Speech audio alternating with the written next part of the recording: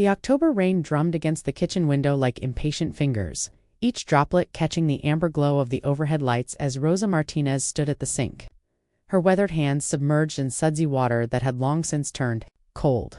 Steam rose from the ceramic plates she'd been scrubbing for the past hour. Expensive pottery barn. Dinnerware that had held another elaborate dinner she'd prepared for a family that barely acknowledged her presence at their own table. The remnants of her carefully crafted meal clung stubbornly to the plates, traces of the mole sauce that had taken her 3 hours to prepare from scratch, bits of the homemade tortillas she'd pressed by hand, fragments of the tres leches cake she'd baked because it was Michael's favorite, though he'd barely touched his slice. 6 months. It had been 6 months since she'd buried her beloved husband Carlos and agreed to move from their cozy Phoenix apartment into her son Michael's sprawling suburban home in Scottsdale. 6 months since she'd packed her life into cardboard boxes, believing she was moving toward healing and family connection.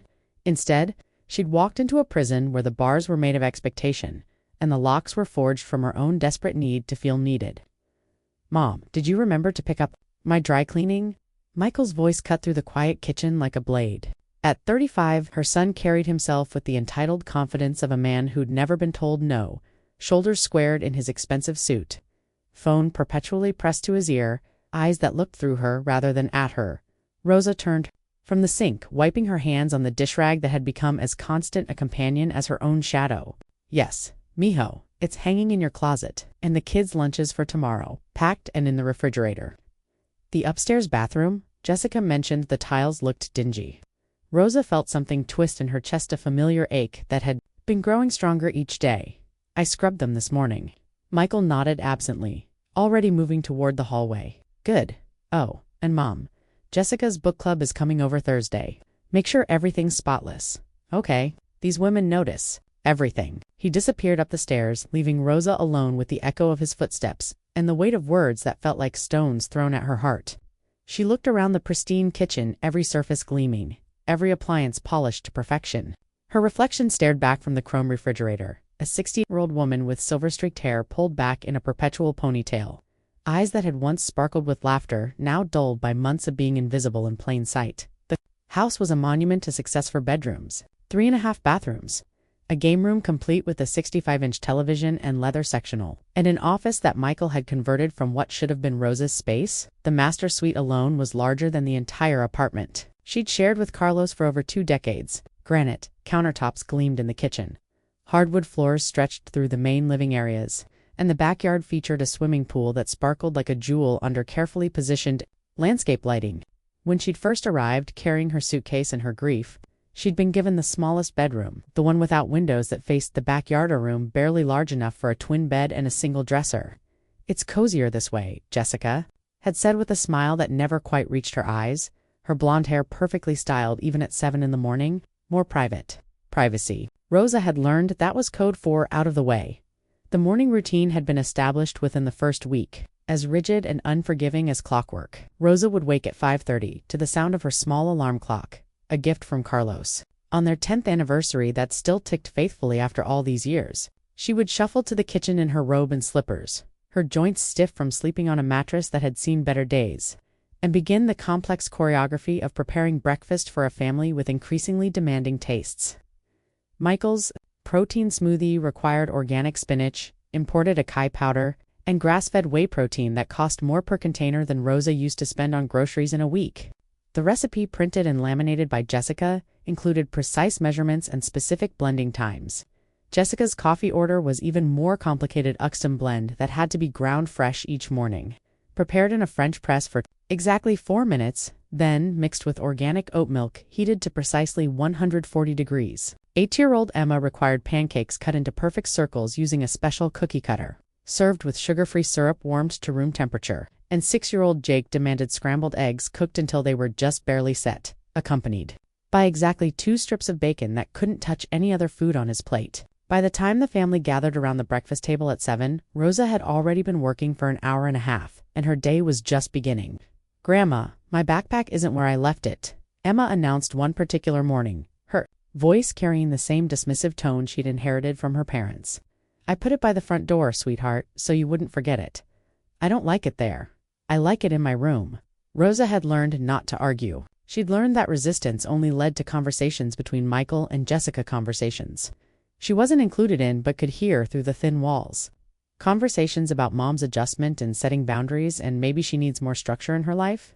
The irony wasn't lost on her. Structure. Her life had become nothing but structure, a rigid schedule of cooking, cleaning, organizing, and remaining grateful for the privilege of being useful. After breakfast, while the family scattered to their respective destinations, Michael to his real estate office, in a gleaming BMW that he washed every Saturday. Jessica to her part-time marketing job at a trendy downtown firm, the kids to their private school in Scottsdale. Rosa would begin her real day. The house seemed to expand each morning, demanding attention in every corner. Dishes had to be hand-washed because Jessica insisted the dishwasher left water spots on her glassware. Laundry required specific sorting: whites, darks, delicate, and a separate load for Michael's expensive workout clothes that needed special detergent. The hardwood floors throughout the main level had to be swept and mopped daily to maintain their showroom shine. The 3.5 bathrooms required different cleaning products for different surfaces: granite countertops, marble shower walls, chrome fixtures that showed every fingerprint. Jessica's walk-in closet needed weekly organization with clothes arranged by color and season. The kids' playroom demanded constant attention as toys migrated throughout the house, like an unstoppable invasion. And then there was the grocery shopping, meal planning, and errand running that filled the spaces. Between cleaning tasks, the house seemed to generate work faster than Rosa could complete it, each task leading to 2 more in an endless cycle of domestic servitude by afternoon. When the kids returned from school, Rosa would transform from housekeeper to babysitter, homework supervision, snack preparation, chauffeur duties, to soccer practice and dance lessons. The children, sensing the family hierarchy, had learned to treat her with the casual indifference reserved for hired help. "Grandma, I need my soccer uniform washed for tomorrow," Jake would announce, dropping his muddy cleats by the front door. "Grandma, Emma, got marker on the kitchen table again," would be followed by Emma's defensive, "It was an accident. Never please. Never thank you." Just expectations delivered with the confidence of children who'd never been taught that love and service weren't the same thing. The evenings were perhaps the cruelest part of Rosa's new reality. The family would gather in the living room. Michael in his recliner, Jessica curled on the couch with her laptop. The kids sprawled on the carpet with their tablets while Rosa cleaned the kitchen from dinner. Through the archway, she could see them laughing at something on television, sharing inside jokes, existing as a complete unit that didn't require her presence when she'd finished cleaning. She would hover in the doorway hoping to be invited to join them. Sometimes Michael would glance up and nod toward the remaining chair. "You can sit down, Mom. You don't have to stand there." But even when she sat, she remained outside their circle. Their conversations flowed around her like water around a stone. School events she wasn't included in, weekend plans that didn't involve her, friends she'd never met but had heard about through overheard phone calls. "We're thinking of taking the kids to Sedona this Saturday," Jessica mentioned one evening, not looking up from her laptop. "You know, get some family time in before the holidays. Get crazy." Rosa had felt her heart flutter with hope. A family trip. Maybe this was the moment when things would change, when she'd be welcomed back into the fold she'd helped create. "That sounds wonderful," she'd said, already imagining the red rocks, the crisp mountain air, the chance to watch her grandchildren explore somewhere new. Michael had cleared his throat uncomfortably. "It's kind of a small trip, Mom. Just the 4 of us, but hey, you'll have the house to yourself for the day. Maybe you can, I don't know, relax or something." Relax. As if her entire existence in their home wasn't dedicated to ensuring their relaxation was possible. That night, Rosa had lain in her windowless room, staring at the popcorn ceiling and listening to the sounds of a family settling in for sleep, sounds that had once been music to her ears when she was part of the symphony.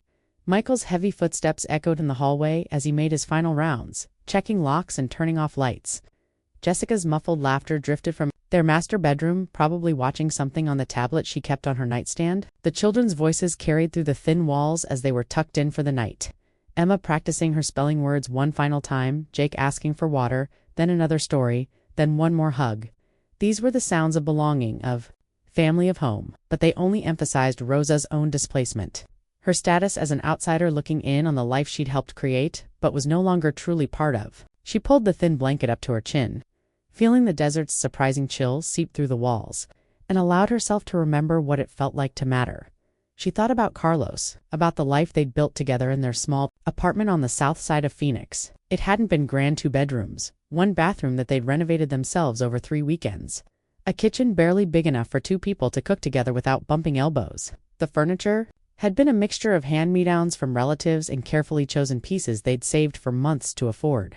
The walls had been painted colors they'd selected together: warm terracotta in the living room, soft sage green in their bedroom, cheerful yellow in the kitchen that caught the morning light just right. But it had been theirs, completely and utterly theirs. The walls had held their laughter during Sunday morning pancake breakfasts, their arguments about money and dreams and the future, their quiet moments of contentment as they aged together gracefully. Every morning Carlos would wake her with coffee brewed in their old percolator and a kiss that tasted like possibility. And every evening they would sit on their small balcony overlooking the parking lot, sharing the day's stories as the Phoenix sunset painted the sky in shades of orange and pink that seemed created specifically for their enjoyment. "Mia," he used to say, using the endearment that made her feel cherished even after 42 years of marriage, "you are the queen of this castle, no matter how small it is."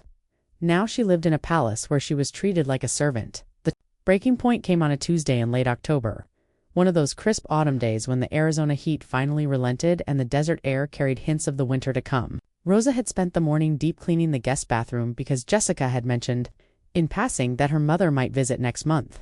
The guest bathroom was already pristine, but Rosa had learned that clean and Jessica clean were two different standards. She'd scrubbed the subway tiles until they gleamed like freshly fallen snow, polished the chrome fixtures until they reflected her face like mirrors, and organized the towels in the linen closet with military precision. The scent of lemon cleaner hung in the air like proof of her diligence, and Rosa felt a familiar combination of pride in her work and resentment at its necessity. She was just putting away the cleaning supplies when she heard Jessica's voice from the kitchen, sharp with frustration. "I can't find my good jewelry cleaner anywhere. I specifically asked your mother to organize the cleaning cabinet, and now I can't find anything." Michael's response was muffled, but Rosa caught the tone-weary apologetic. "She means well," he said, "but sometimes I think she moves things around just to feel useful, you know? Maybe we need to be more specific about what we need from her." Rosa stood frozen in the hallway, her hand still gripping the handle of her cleaning caddy. The words hit her like physical blows. Feel useful. What we need from her. As if she were a problem to be managed rather than a person to be loved. "I just don't understand why it's so hard to follow simple instructions," Jessica continued. "I mean, we're letting her live here, rent-free, providing food, taking care of everything. The least she could do is keep track of where she puts things, letting her live here." The phrase echoed in Rosa's mind as she retreated to her room, closing the door with shaking hands, letting her, as if her presence was charity rather than family, as if the meals she cooked, the floors she scrubbed, the children she watched, the household she managed were gifts she received rather than services she provided that evening. After dinner was served and the kitchen was cleaned, after homework was supervised and children were bathed, Rosa sat on the edge of her bed and allowed herself to truly see her situation for what it had become. She'd traded her dignity for proximity to family. She'd exchanged her independence for the illusion of belonging. She'd given up her queen's crown for a servant's apron. But queens, Rosa realized as she stared at her reflection in the small mirror above her dresser, don't abdicate forever. Sometimes they just need to remember who they are. The rain had stopped, and through the small window, Rosa could see stars beginning to appear in the desert sky. Somewhere in those stars, she imagined Carlos looking down at her, shaking his head with that gentle smile he used to wear when she was being too hard on herself. "What would you tell me to do, mi amor?" she whispered to the darkness. The answer came not in words, but in memory. Carlos teaching her to sew on the old Singer machine they'd bought at a garage sale, his hands guiding hers as she learned to create beauty from scraps of fabric. His voice warm with pride. "You have golden hands, Rosa. You can make something beautiful from nothing. Something beautiful from nothing." Rosa looked around her small room, taking inventory not of what she'd lost, but of what she still possessed. Her skills, her determination, her refusal to remain broken. Tomorrow would mark the beginning of her resurrection, though she didn't yet know it would start with a phone call to Margaret Chen, the soft-spoken woman who sat 2 pews behind her, at St. Catherine's Catholic Church. But tonight, for the first time in months, Rosa Martinez, widow, mother, grandmother, and forgotten queen, began to plan her return to the throne. Sunday morning light filtered through the stained glass windows of St. Catherine's Catholic Church, casting rainbow patterns across the worn wooden pews. Rosa sat in her usual spot, row from the back aisle seat where she could slip out quietly if one of the family emergencies that seemed to plague her. Sundays required her immediate attention. Her phone lay silent in her purse, but experience had taught her to expect the interruption.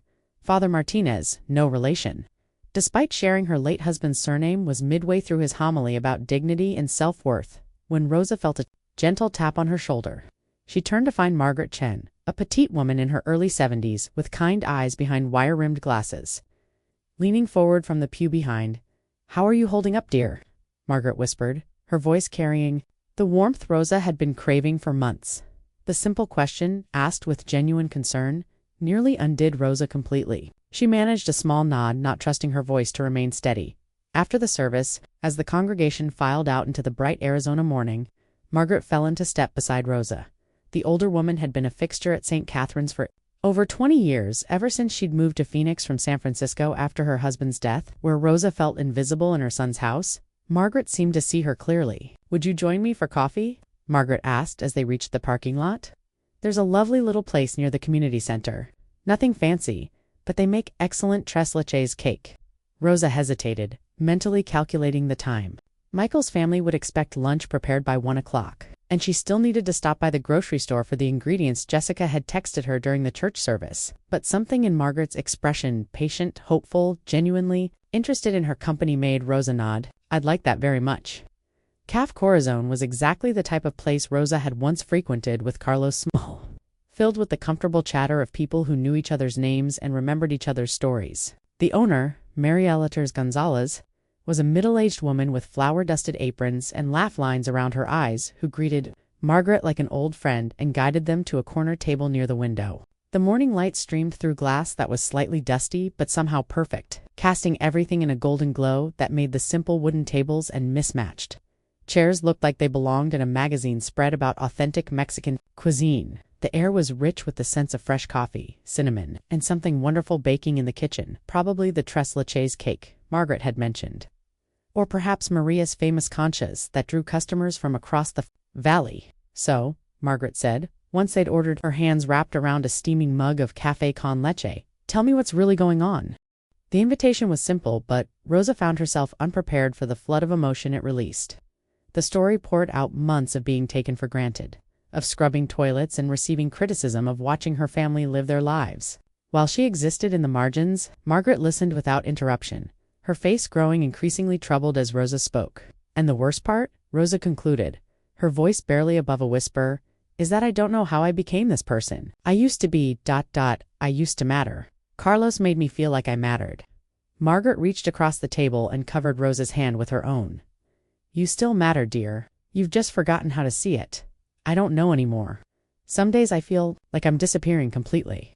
Have you thought about what you'd do if things were different? If you had your own place again, your own life?" Rosa laughed, but it came out hollow. "With what money?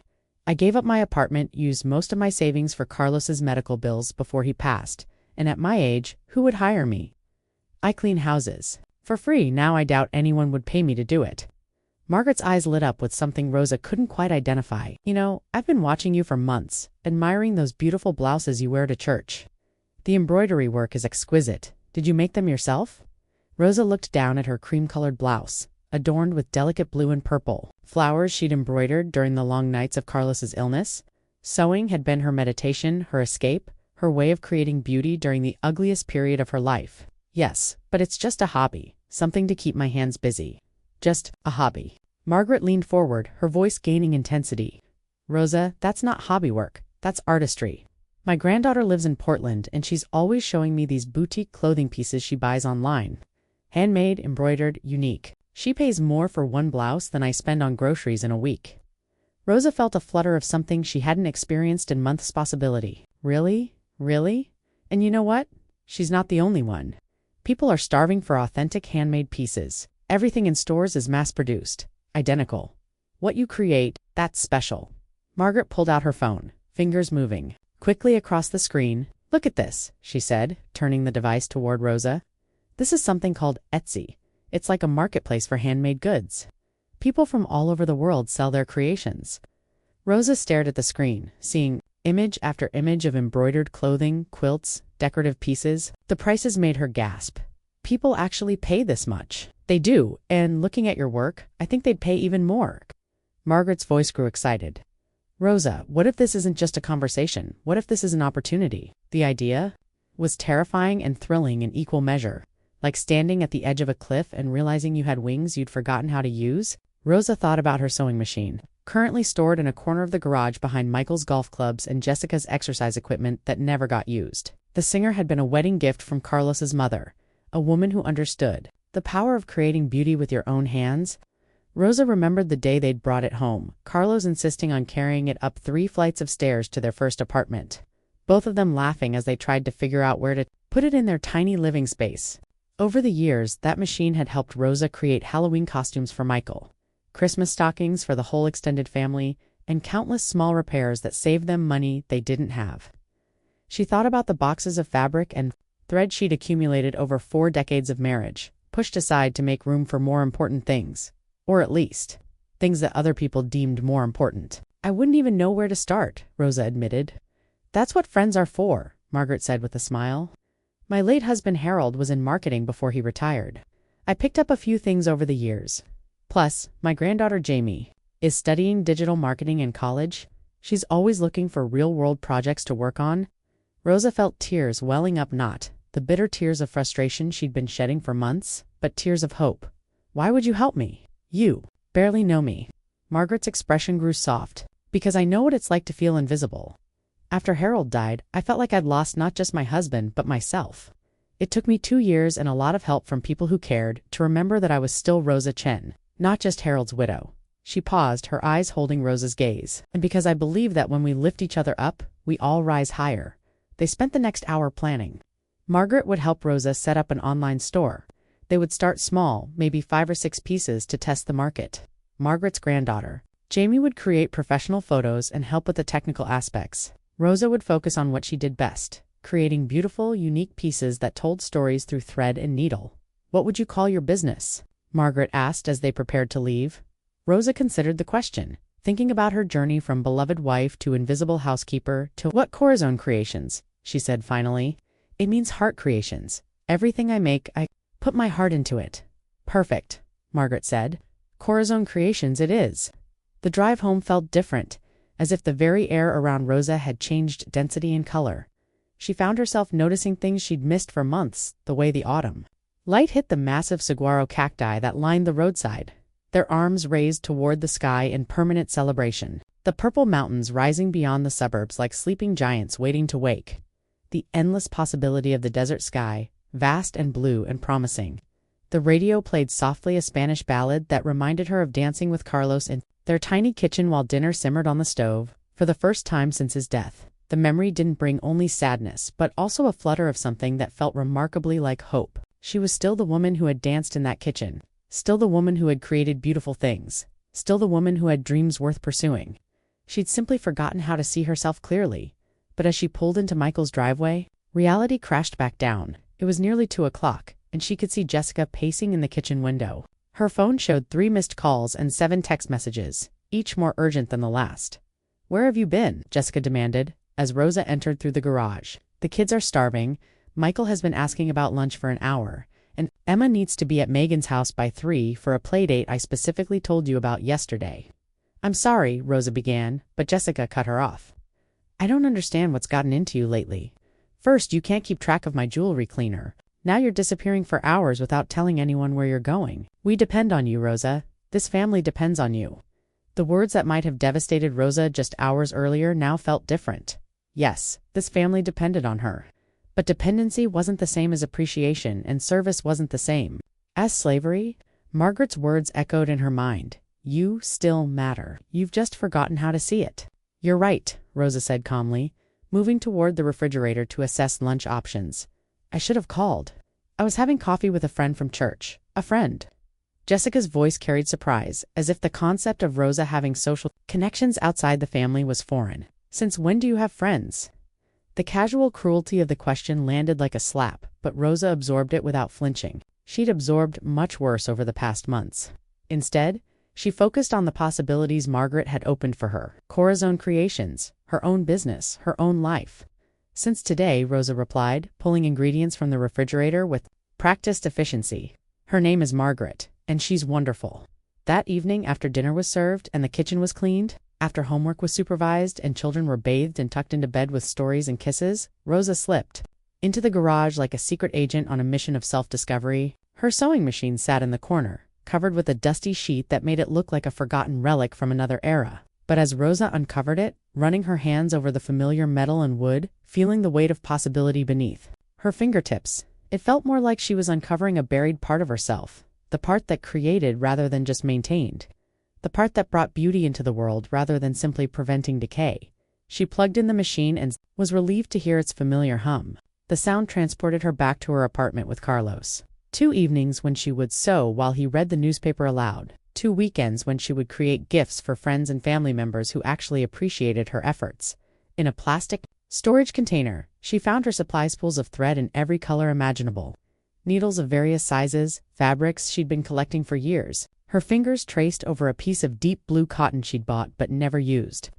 Envisioning the possibilities, Rosa looked around the cluttered garage, seeing past the bicycles and storage boxes to the potential workspace hidden beneath the overhead light was harsh but functional.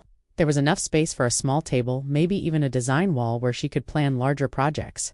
It wasn't ideal, but it was hers, or at least it could be. She spent the next hour sketching designs on the back of old envelopes she found in her purse. Blouses with delicate floral embroidery, skirts with geometric patterns, children's dresses with whimsical details. Each design felt like a small rebellion against the life she'd been assigned, a declaration that Rosa Martinez was still capable of creating beauty. When she finally returned to the house, she found Michael in the kitchen, making himself a late-night snack. "What were you doing out there?" he asked, glancing toward the garage. "Looking at my sewing machine," Rosa replied honestly.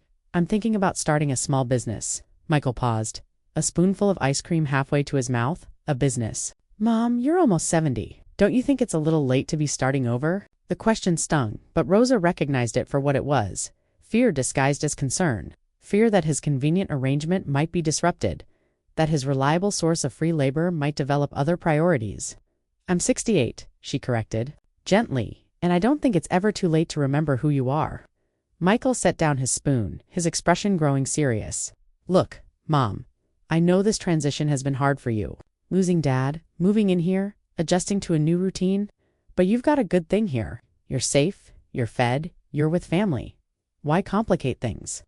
Rosa studied her son's face, seeing traces of the boy she'd raised, stubborn, well-meaning, but ultimately self-centered. When had she stopped pushing him to be better? When had she started accepting that his love came with conditions? "Because complicated doesn't always mean bad, mijo," she said softly. "Sometimes it just means alive." She kissed his cheek and headed toward her room, leaving Michael staring after her with confusion written across his features. In her small bedroom, Rosa pulled out a notebook and began writing.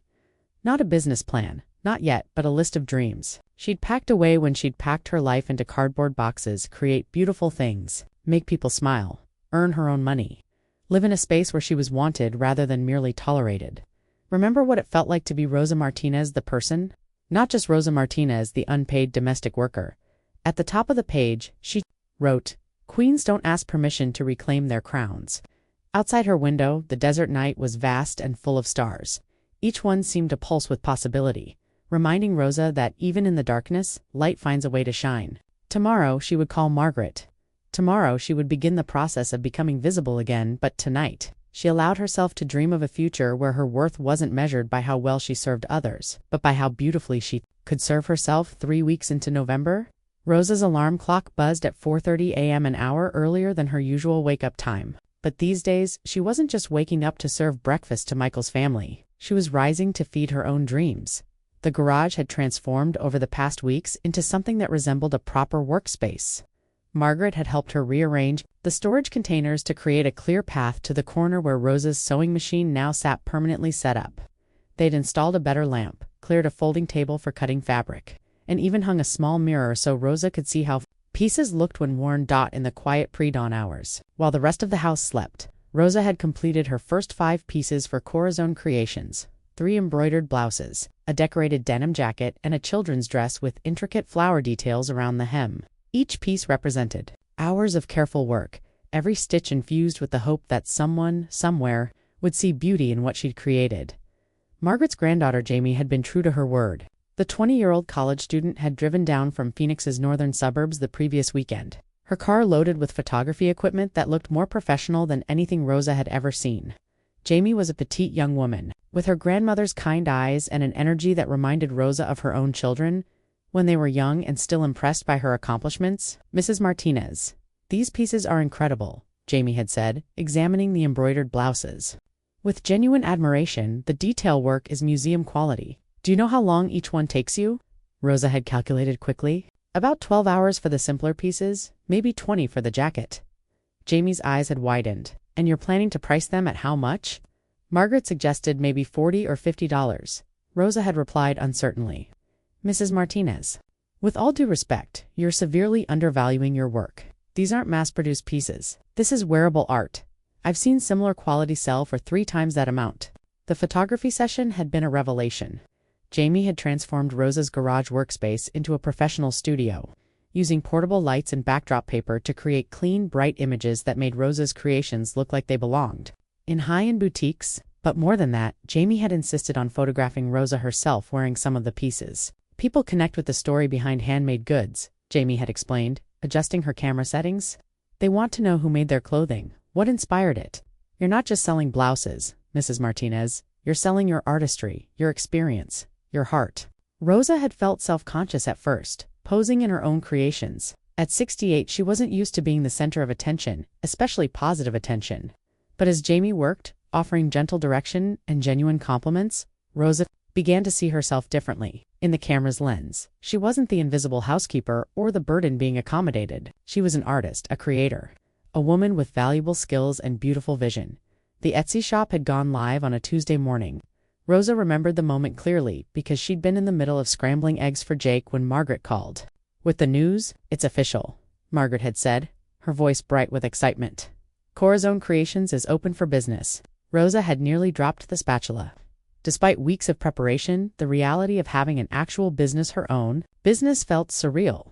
What if nobody buys anything? Rosa had whispered into the phone, glancing toward the dining room where the family was gathering for breakfast. Then we'll figure out how to reach more people. Margaret had replied with characteristic confidence. But Rosa, looking at these photos Jamie took, I don't think we're going to have that problem. Margaret had been right. The first sale came within 6 hours. Woman in Colorado who purchased the blue embroidered blouse for $125. Rosa had stared at the notification email for several minutes, reading it over and over to make sure she wasn't imagining it. $125. For something she'd made with her own hands, something that had emerged from her creativity and skill. The message from the buyer had been even better than the money. I've been looking for something exactly like this for months. The workmanship is exquisite, and I can tell it was made with love. Can't wait to wear it. Made with love. Rosa had wiped tears from her eyes as she read those words. When was the last time someone had recognized love in something she'd done? By the end of the first week, all 5 pieces had sold. By the end of the second week, Rosa had a backlog of custom orders and had raised her prices twice at Jamie's insistence. The denim jacket, which she'd initially priced at $60, had sold for $180 to a fashion blogger in New York who'd shared photos of it on Instagram, leading to a flood of new followers and inquiries. The success was intoxicating, but it was also exhausting. Rosa found herself caught between 2 worlds, her obligations to Michael's household and her growing business demands. She would sew until midnight, wake at 4:30 to work on orders, then transition seamlessly into her role as family chef and housekeeper. The dichotomy was becoming increasingly difficult to maintain. You look tired, Mom, Michael observed one morning as Rosa set his protein smoothie on the table. Are you feeling okay? Rosa caught her reflection in the kitchen window. Her eyes were indeed shadowed with fatigue, but they also held something they'd been missing for months: purpose. I'm fine, mijo. Just been staying up late working on my sewing projects. Maybe you should take a break from that, Jessica suggested, not looking up from her phone. You've got enough to do around here without adding hobbies to your schedule. Hobbies. The word rankled, especially when Rosa's hobby had earned more in 2 weeks than she'd ever imagined possible. But she bit her tongue, recognizing that now wasn't the time for confrontation. She was still building her foundation, still proving to herself that this new life was sustainable. The breaking point came during Thanksgiving week. Rosa had been commissioned to create a custom piece for a customer in California, an elaborate jacket with desert landscape embroidery that would take at least 30 hours to complete. The deadline was tight, but the customer had offered to pay $350, more than Rosa had ever received for a single piece. She'd been working on the jacket every spare moment, often sewing until her fingers cramped and her eyes burned. But she was making progress, and, more importantly, she was creating something beautiful, something that mattered. On Tuesday evening, as Rosa put the finishing touches on a particularly intricate cactus flower, Jessica burst into the garage with fury written across her face. "What is this?" Jessica demanded, waving her phone in the air. Rosa looked up from her work, confused. "What is what this?" Jessica showed her the phone screen, displaying the Corazon Creations Instagram page that Jamie had set up. "Emma showed me this at dinner," she said. "Kids at school have been talking about her grandmother's famous clothing store." Rosa felt a flutter of pride, mixed with apprehension. "It's my business, Jessica. I've been telling you about it for weeks. You said you were sewing as a hobby. You didn't say you were running some kind of ... of online empire." "It's hardly an empire," Rosa replied, though she couldn't suppress a small smile at the description. "It's just a small business." "Small business." Jessica's voice rose to a level that would wake the children. "You have over 2,000 followers. People are posting pictures wearing your clothes all over the internet." Emma's teacher asked her if you'd be interested in donating something for their silent auction. Rosa set down her needle, giving Jessica her full attention. "And that's a problem because ... because you didn't ask permission, because this affects our family, because people are going to think we're not taking care of you properly if you're working some side hustle at your age." The words hung in the air like a challenge, and Rosa felt something shift inside her, a tectonic plate of patience. Finally, reaching its breaking point, "Permission," Rosa repeated, her voice dangerously quiet. "I need permission to earn my own money, to use my own skills, to have my own life." "You live in our house," Jessica shot back. "You use our electricity, our space, our internet. And meanwhile, you're too busy with your little craft projects to properly manage this household." "I spent 8 hours today cleaning this house from top to bottom," Rosa said, standing slowly from her sewing chair. "I prepared 3 meals, did 4 loads of laundry, drove Emma to dance class and Jake to soccer practice, helped with homework, and organized your closet because you mentioned it was messy. Exactly which household management am I failing at?" Jessica faltered for a moment but recovered quickly. "It's about priorities, Rosa. This family should be your priority. We took you in when you had nowhere else to go." There it was. Again, the language of charity, of burden, of conditional love. Rosa looked around her garage workspace, seeing it clearly for perhaps the first time. This wasn't her space. It was borrowed space, tolerated space, space that could be revoked at any moment by people who saw her business success as a threat to their convenience. "You're right," Rosa said, her voice carrying a calmness that surprised even her. "This family should be my priority, my family. And I've just realized that the people who love me should be celebrating my success, not trying to contain it." Jessica's face flushed. "What's that supposed to mean?" "It means," Rosa said, carefully covering her sewing machine with its protective cloth, "that queens don't ask permission to wear their crowns." She walked past Jessica toward the house, leaving her daughter-in-law standing speechless in the garage. In her small bedroom, Rosa sat on the edge of her bed and opened her laptop, another recent purchase, funded by Corazon Creations profits. Her email inbox showed dozens of new orders, messages from customers sharing photos of themselves wearing her pieces, and an inquiry from a boutique in San Francisco interested in carrying her work. But it was the message from Margaret that caught her attention. "Rosa, I found something I think you need to see. There's a beautiful condo complex near the community center, and Unit 2B just went on the market. 2 bedrooms, mountain views, and a sunroom that would make a perfect sewing studio. The monthly payment would be less than what most people pay for car loans. Want to take a look tomorrow?" Rosa stared at the message for a long moment, her heart pounding with possibility and terror in equal measure. Her own place, her own space, her own life, lived on her own terms. She clicked reply and typed for words that felt like a declaration of independence. "Yes, let's go look." Outside her window, the desert night stretched endlessly toward the mountains. And for the first time in months, Rosa Martinez felt as vast and limitless as the star-filled sky above her. Moving day arrived on a crisp January morning. 6 weeks after Rosa had signed the papers for her condo at Desert Vista Estates, the winter sun cast long shadows across the courtyard where Unit to be waited for her, not just a new address, but a new life built from her own determination and embroidered with her own dreams. Rosa stood in the doorway of what had been her bedroom in Michael's house, surveying the boxes that contained her possessions. Compared to when she'd arrived 8 months ago with a single suitcase and a broken heart, she was leaving with considerably more. 2 boxers held her sewing supplies and equipment. 3 more contained the wardrobe she'd created for herself, beautiful pieces that made her feel like the artist she'd become. The largest box held something even more precious: printed copies of every email, every 5-star review, every photograph of a customer wearing her creations with joy and pride. The sound of footsteps in the hallway announced Michael's approach. Her son appeared in the doorway, his face a mixture of confusion, hurt, and something that might have been respect though. He was clearly struggling with that last emotion. "Mom, are you sure about this?" he asked for the dozenth time since she'd announced her intention to move out. "I mean, the condo is nice and all, but you've got everything you need here.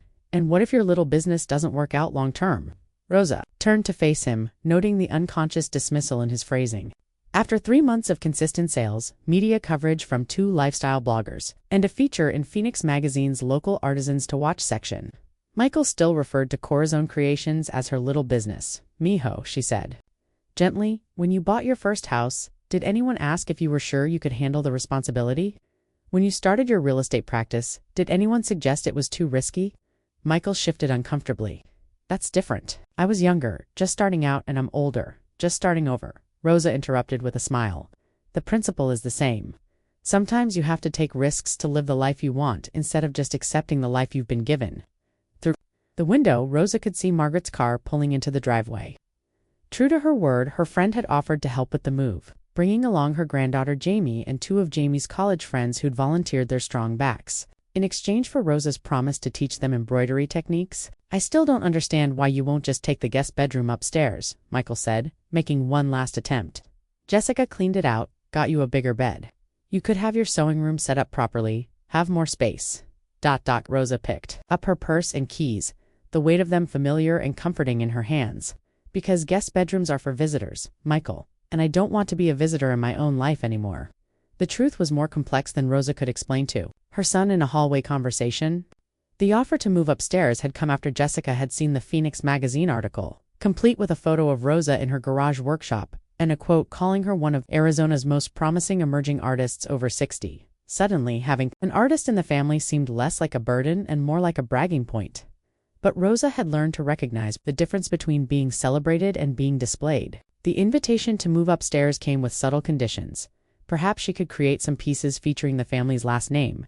Maybe design something for Jessica's book club friends. Certainly she'd want to mention in interviews how supportive her family had been throughout her journey. Mrs. Martinez, ready to move a queen into her castle? Rosa smiled at the terminology. Over the past months, Jamie had become not just her business partner, but something of a surrogate granddaughter, someone who saw her potential instead of her limitations, who celebrated her victories without trying to claim credit for them. "I'm ready," Rosa called back, then turned to Michael one final time. "I love you, Mijo. I love this family. But love shouldn't require me to make myself smaller so everyone else can feel bigger." Michael's face softened, and for a moment Rosa saw the little boy who used to bring her wilted dandelions from the backyard, convinced they were the most beautiful flowers in the world. "I love you too, Mom," he said quietly. I worry about you being alone." "I'm not going to be alone," Rosa assured him. "I'm going to be independent. There's a difference." The move itself took less than 3 hours, but the transformation felt cosmic. Rosa's new home was a study in purposeful living. Every item she'd chosen to bring served either a practical function or brought her joy. The second bedroom had been converted into a proper sewing studio, with professional lighting, organized storage for her materials, and a large cutting table positioned to take advantage of the mountain views. But it was the little details that made the space truly hers. The kitchen walls held framed copies of her favorite customer reviews. The living room featured a gallery of photographs showing people wearing her creations, a mother and daughter, in matching embroidered tops, a young professional in the denim jacket that had launched her Instagram fame, an elderly woman in Phoenix who'd commissioned a jacket to wear to her great-granddaughter's wedding. "This is incredible," Mrs. Martinez said, one of Jamie's friends. A young man named David who was studying business at Arizona State. "You've built something really special here." Rosa looked around her home, not a room she was borrowing, or a space she was tolerating, and felt a sense of completion she hadn't experienced since Carlos's death. "Thank you, David, but you know what? The most special thing isn't the business or the condo or any of the things you can see." "What is it then?" Jamie asked, pausing in her arrangement of Rose's sewing supplies. "It's remembering that I was never actually lost," Rosa said, running her fingers over the fabric of a new piece she'd been designing. "I was just temporarily misplaced. There's a difference." That evening, after her helpers had left and the boxes had been unpacked, Rosa sat on her small balcony watching the sun set over the desert. The view from her second-floor unit stretched across the valley toward the mountains, a panorama of possibility painted in shades of orange and pink that reminded her of the sunsets she used to watch with Carlos. Her phone buzzed with notifications, orders, messages from customers, a text from Margaret asking how the first day in her new home was going, but Rosa ignored them all for the moment, savoring the quiet and the solitude and the profound satisfaction of being exactly where she belonged. The doorbell rang at 8 o'clock. Surprising Rosa, since she wasn't expecting anyone. Through the peephole, she saw Michael standing on her doorstep holding what appeared to be a bottle of wine and looking uncharacteristically nervous. "Mijo," she said, opening the door. "What brings you here?" "I wanted to see your place," he said simply. "Really see it, not just help move boxes. And I brought this." He held up the bottle, a nice Cabernet Sauvignon that Rosa recognized as expensive. "I thought maybe we could have a proper housewarming." Rosa felt tears prick her eyes as she invited him in. For the next hour, Michael toured her condo with genuine interest, asking questions about her setup, admiring the organization of her studio, even suggesting improvements to her lighting situation. This was the son she remembered, curious, supportive, proud of her accomplishments. "Mom," he said, as they sat on the balcony sharing the wine, "can I ask you something?" "Of course. When did you know? When did you decide you weren't going to stay?" Rosa considered the question, swirling the wine in her glass as she gathered her thoughts. "Do you remember when you were 8 and you wanted to quit Little League because the coach was mean?" Michael nodded, smiling at the memory. "I told you that champions don't quit when things get hard. They quit when they're not growing anymore, when they're not becoming the people they're meant to be." Rosa met her son's eyes. "I realized I'd stopped growing in your house. I was just surviving day after day, getting smaller and quieter and less like myself. That's when I knew I had to leave. I didn't realize." Michael started, then stopped, apparently struggling with his words. "You didn't realize I was drowning because I'd gotten so good at treading water," Rosa finished gently. "It's not entirely your fault, Mijo. I let it happen. I was so grateful to have somewhere to go when your father died that I forgot I had somewhere to be." Michael was quiet for a long moment, staring out at the city lights beginning to twinkle. "In the valley below, Jessica feels terrible," he said finally. "She keeps saying she didn't mean to make you feel unwelcome." "Jessica was protecting her family," Rosa replied without bitterness. "I understand that. But protecting your family shouldn't mean diminishing someone else's family member. What can we do to fix this?" Rosa reached over and squeezed her son's hand. "You can love me as I am now, not as who you think I should be. You can celebrate my success instead of being threatened by it. And you can teach Emma and Jake that their grandmother isn't just someone who cooks and cleans. She's an artist, a businesswoman, a person with her own dreams and achievements. Will you still see them? The kids miss you already." "Of course. I'll see them. But now when they visit me, they'll see me in my own space, surrounded by my own accomplishments. They'll learn that it's possible to start over at any age, to create something beautiful from nothing, to refuse to accept limitations that other people try to place on you." Michael smiled, the first genuine smile Rosa had seen from him since she'd announced her move. "You know, Emma told her teacher about your business. The teacher wants to order a custom piece."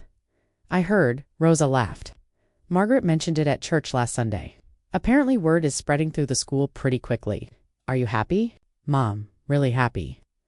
Rosa looked around her balcony at the view that was hers to enjoy every evening, at the home that reflected her choices and her personality, at the life she'd built with her own hands and her own determination. "Mijo, for the first time since your father died, I wake up excited about what the day might bring. I go to bed proud of what I've accomplished. I look in the mirror and see someone I recognize. Not just Carlos's widow or your mother or the kid's grandmother, but Rosa Martinez, artist and businesswoman and woman who refused to disappear." She paused, letting the weight of those words settle between them. "So yes, I'm happy. I'm finally, completely happy." They talked until nearly 11, sharing stories and memories and dreams for the future. When Michael left, he hugged her longer than he had in years, and Rosa caught a whisper of the little boy who used to think she could fix anything. Alone again, Rosa prepared for bed in her own bathroom, brushed her teeth at her own sink, and climbed into her own bed in her own bedroom. As she settled into sleep, she thought about the journey that had brought her here, from broken widow to invisible housekeeper to celebrated artist and independent woman. The last thing she saw before closing her eyes was the moon shining through her bedroom window, illuminating a framed photograph on her nightstand, herself and Carlos on their 40th wedding anniversary, both of them grinning at the camera with the easy joy of people who knew they were exactly where they belonged. "I did it, mi amor," she whispered to the photograph. "I remembered how to wear my crown. Outside, the desert night hummed with the quiet energy of a world full of possibilities. And Rosa Martinez, artist, businesswoman, and newly reclaimed queen of her own life, slept peacefully in the kingdom she'd built for herself. One stitch at a time. 6 months later, the notification chimed on Rosa's phone as she put the finishing touches on a custom jacket for a customer in New York. Intricate desert wildflower embroidery that would sell for $450, her highest price point yet. She glanced at the screen and smiled. Another 5-star review. This one from a woman in Portland who'd bought 3 pieces and was already commissioning a 4th.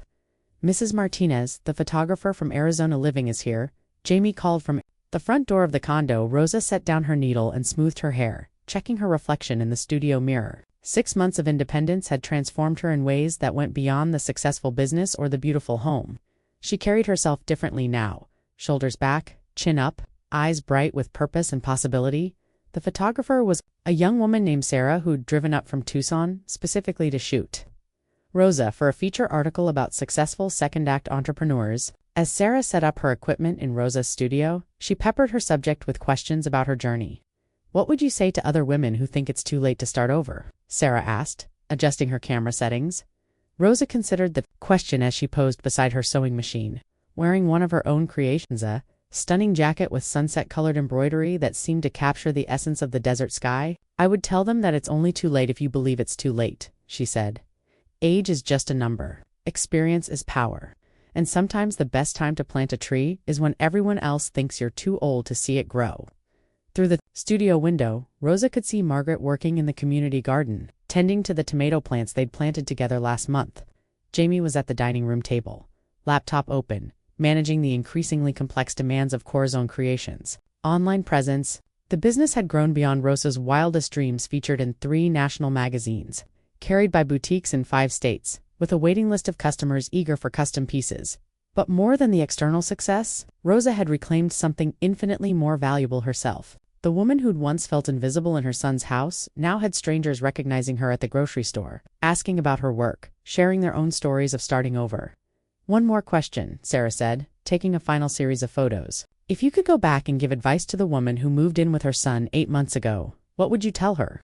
Rosa smiled, thinking of that broken woman who'd packed her life into cardboard boxes and agreed to disappear into the margins of someone else's family. "I would tell her that queens don't abdicate forever," she said, her voice carrying the strength of someone who'd learned to speak her own truth. "Sometimes they just need to remember how to wear their crowns." That evening, as the desert sunset painted her balcony in shades of gold and rose, Rosa's phone rang. Michael's name appeared on the screen, and she answered with genuine warmth. "Hola, mijo, how was your day?" "Good, Mom. Really good. Listen, I wanted to ask you something. Emma's school is doing a career day next month, and she wants to know if you'd come talk about being an entrepreneur. She's been telling everyone that her grandmother is a famous artist." Rosa laughed, delighted by her granddaughter's pride. "I'd love to. Should I bring some pieces to show?" "Definitely. And Mom, I'm proud of you.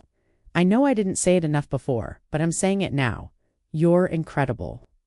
After hanging up, Rosa sat in her comfortable chair watching the city lights begin to twinkle in the valley below. Her laptop showed dozens of notifications, new orders, customer messages, social media mentions. Tomorrow would bring more sewing, more creating, more building of the empire she'd constructed with her own hands. But tonight, she was content to simply exist in the life she'd chosen, surrounded by beauty she'd created in a home she'd earned.